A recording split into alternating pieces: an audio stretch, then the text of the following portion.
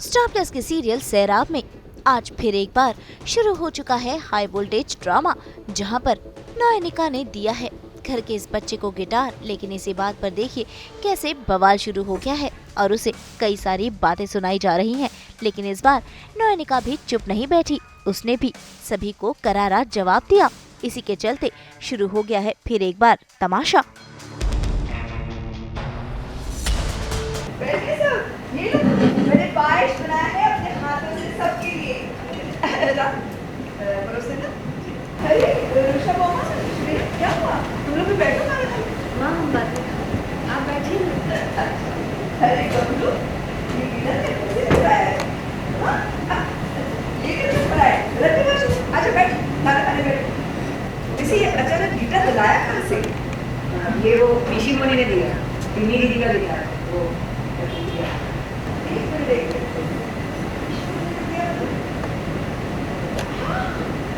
समझ गई, पीछे मुझे ससुराल से सामान अपने मायके भेज रही है। अरे ये भी दिल्ली का है, ऐसे कैसे निकल जा सकता है?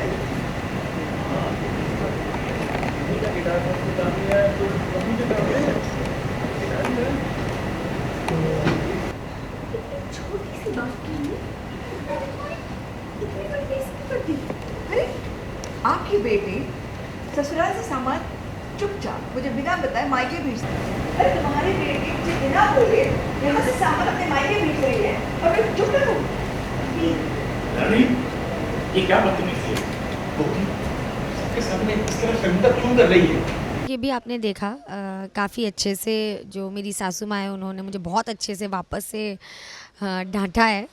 और वो ये सोच रही हैं कि क्योंकि मैंने अपने भाई के बेटे की थोड़ी सी हेल्प कर दी उसे गिटार दे के, क्योंकि मेरी बच्ची वो गिटार यूज़ नहीं कर रही थी, तो उन्हें ऐसा लगा कि मैं शायद यहाँ का सामान वहाँ दे रही हूँ। और एक आई थिंक एक नेचुरल सोच होती है ये हर घर की।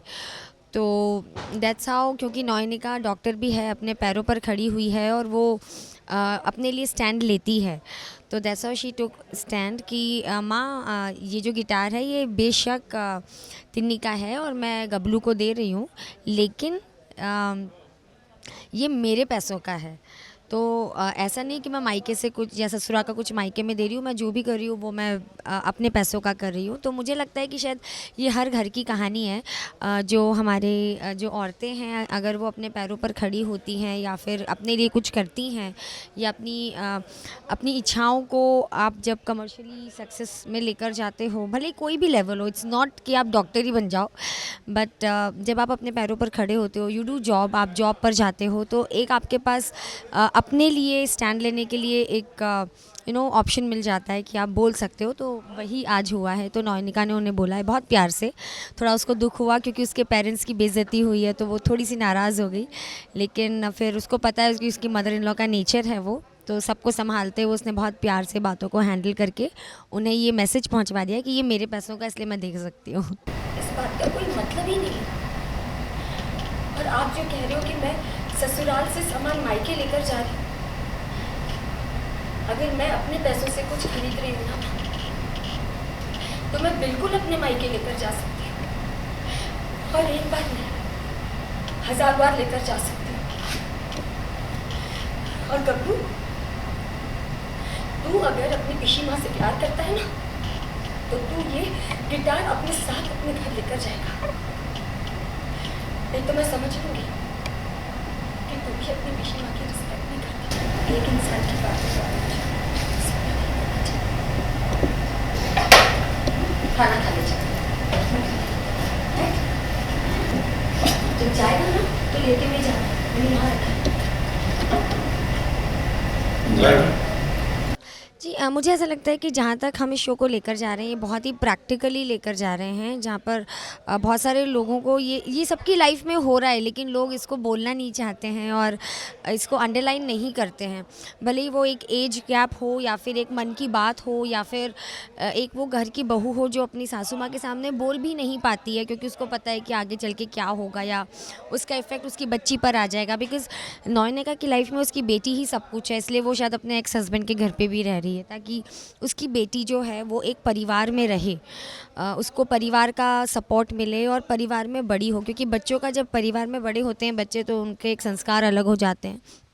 और अगर आप सेपरेट उसको बड़ा करते हैं, like single as a single mom, तो उनकी एक परवरिश अलग हो जाती है।